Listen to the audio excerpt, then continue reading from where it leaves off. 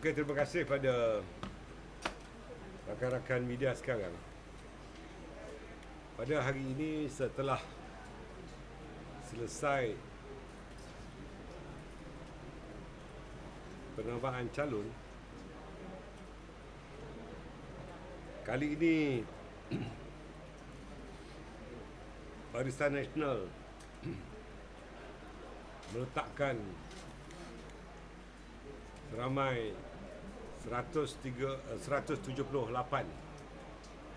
calon-calon di seluruh negara. Ini adalah berikutan dari BN mengambil keputusan untuk tidak meletakkan sebarang calon di Sarawak. Manakala kita hanya meletakkan 12 calon di Sabah. Saya harapkan calon-calon yang menawarkan diri bagi pihak Barisan Nasional ini akan memperolehi sokongan daripada para pengundi. Dan kami berhasrat untuk melepasi garis bagi membentuk kerajaan, dan ini kami mengambil kira bahawa UMNO telah meletakkan 120 orang calon, manakala selebihnya kita memberikan peluang kepada calon-calon daripada MCA, MIC, PBRS dan 2 calon direct candidate. Untuk Sabah, daripada 25 kursi yang telah ditawarkan untuk ditandingi, kami telah memberikan persetujuan melalui kerjasama Barisan Nasional dan GRS bahawa di Sabah kami meletakkan 12 calon dan GRS meletakkan 13 calon. Manakala untuk pilihan raya di Dewan Undangan Negeri Bugaya, ianya telah diberikan kepada calon Barisan Nasional. Pada kali ini kita berhasrat untuk mewajahkan semula Barisan Nasional dengan turut mengemukakan ramai muka-muka baharu yang terdiri daripada kumpulan profesional dan juga mereka yang berpengalaman yang telah menjadi ahli-ahli parlimen atau dahulunya menjadi ahli-ahli Dewan Undangan Negeri. Kombinasi antara yang berpengalaman dengan muka-muka baru ini adalah bagi mewujudkan kesinambungan bagi Barisan Nasional untuk terus bergerak bagi membentuk sebuah kerajaan. Dan di 3 buah negeri iaitu Perlis, Perak dan Pahang, kita juga turut mengemukakan muka-muka baru dan muka-muka yang sedia ada bagi pertandingan di kursi Dewan Undangan Negeri.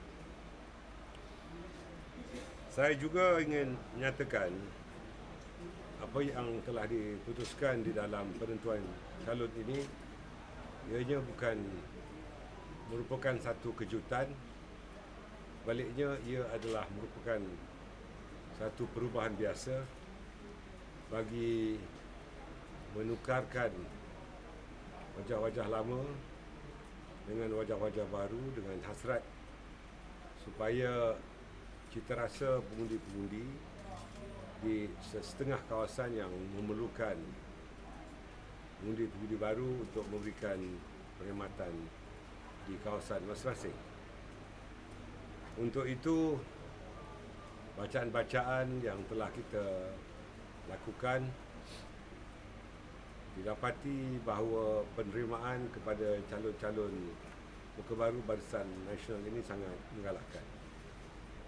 Bagi mereka yang telah tidak terpilih sebagai calon, sebaliknya menjadi calon parti lawan, maka mengikut fasa-fasa tertentu Perlembagaan UMNO dan juga Perlembagaan Barisan Nasional, maka parti mempunyai hak untuk memecat mereka secara automatik. Begitu juga pencadang kepada calon dan juga penyokong kepada calon-calon berkenaan. Di samping jika didapati laporan di antara pendukung-pendukung calon yang bertanding di luar Barisan Nasional itu turut terlibat menyokong calon-calon yang menentang calon Barisan Nasional. Ianya merupakan satu langkah biasa kerana kita mengikut tata cara dan tata etika yang terdapat di dalam Perlembagaan UMNO dan Barisan Nasional. Begitu juga ahli-ahli atau pemimpin-pemimpin parti lain yang menganggotai Barisan Nasional, maka perkara itu juga akan dilakukan.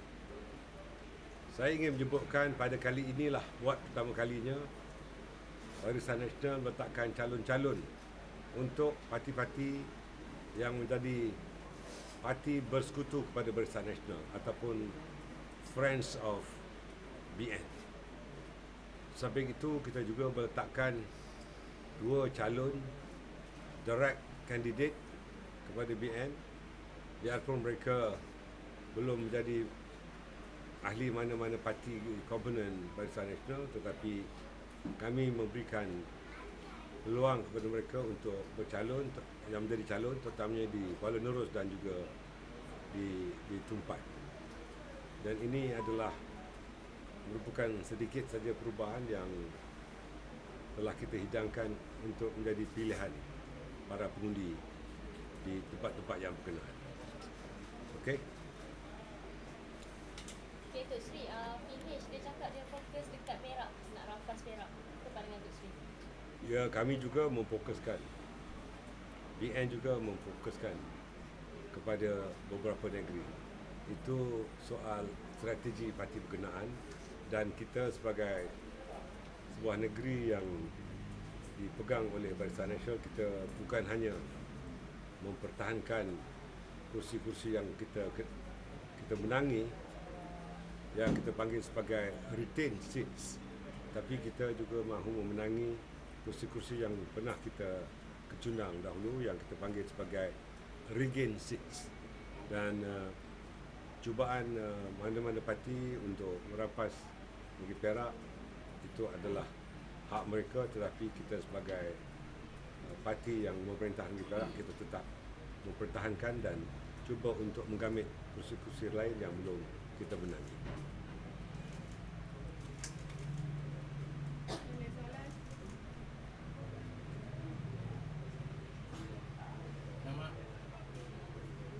Okey, kalau tak ada soalan, saya ucapkan banyak terima kasih. Saya jemput semua rakan-rakan saya dari media untuk makan seadanya. Dah tak ada soalan.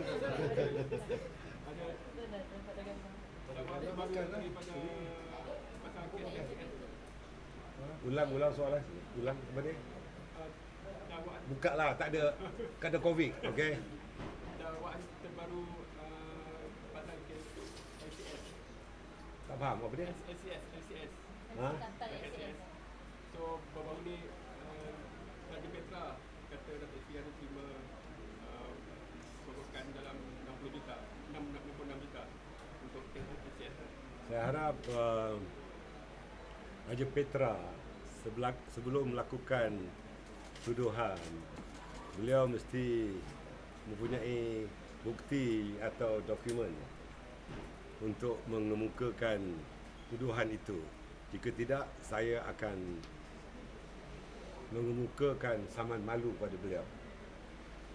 Dan saya akan meminta peguam-peguam saya untuk mengambil tindakan undang-undang pada beliau.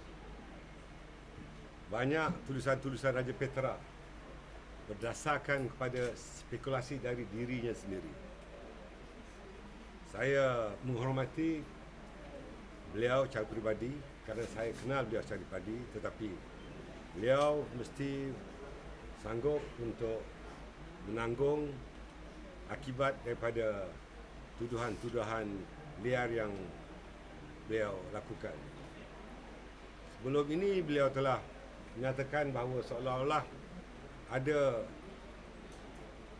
surat aku janji ataupun statutory declaration mengatakan bahawa ahli-ahli Parlimen Barisan Nasional atau calon-calon Barisan Nasional menandatangani perakuan sumpah. Kononnya semua calon-calon itu diminta untuk menandatangani supaya saya dicalonkan sebagai Perdana Menteri. Jelas apabila dokumen yang dinyatakan itu terkeluar dan tidak pun menggunakan letterhead atau kepala surat Barisan Nasional, hanya satu berita fake atau palsu yang letterhead menggunakan kepala surat UMNO, itu jelas memperlihatkan bahawa Raja Petra tidak mempunyai credibility dari segi tulisannya. Maka saya bersetuju dengan Ketua Putrajaya SPRM yang melakukan siasatan terhadap perkara itu, kerana jelas bahawa apa yang ditulis oleh Raja Petra itu bukan saja tidak mempunyai credibility, tetapi beliau tidak mempunyai asas bagi melakukan tuduhan-tuduhan seperti itu. Saya ingin menasihatkan diri saya, calon-calon parti-parti yang menawarkan diri sama ada bertanding kursi parlimen atau DUN, atau mana-mana campaign managers atau mana-mana pemimpin. Pada hemat saya, kita ceritalah apa yang baik tentang diri kita, tentang parti kita, tetapi jangan memburukkan pihak lawan. Kerana pengundi-pengundi ini telah cukup matang untuk menentukan parti mana yang mahu mereka sokong dan calon mana yang mereka mahu undi. Maka atas kematangan pengundi-pengundi itu, zaman untuk kita melakukan pengecaman ataupun pengutukan ataupun melemparkan fitnah kepada parti atau calon-calon pihak lawan adalah sesuatu yang telah berada di luar zaman kematangan politik, dan pengundi-pengundi tentunya amat mengetahui bahawa cara-cara itu telah ketinggalan zaman. Dengan muka lama, muka baru pada PRU kali ini dilihat mampu memberikan kemenangan untuk pihak Parlimen. Kemampuan ini bergantung kepada bagaimana pendekatan yang akan dilakukan oleh calon-calon lama dan calon-calon baru. Tetapi kita telah memperlihatkan optik yang positif kepada semua bakal-bakal pengundi, terutamanya pengundi-pengundi muda dan pengundi-pengundi automatik yang mengundi pertama kali, bahawa Barisan Nasional telah berubah dari kepompong lama kepada satu tawaran baharu, bahawa kombinasi ini adalah merupakan tawaran yang terbaik kepada pengundi-pengundi untuk kita mewajahkan semula bukan sahaja Barisan Nasional, tetapi untuk kita menghidangkan, insya-Allah bila kerajaan baru terbentuk di bawah Barisan Nasional nanti atas dukungan para pengundi, maka wajah-wajah baru ini akan turut dijadikan sebagai kumpulan pelapis bukan saja di dalam parti tetapi juga di dalam kerajaan. Yang kata Hak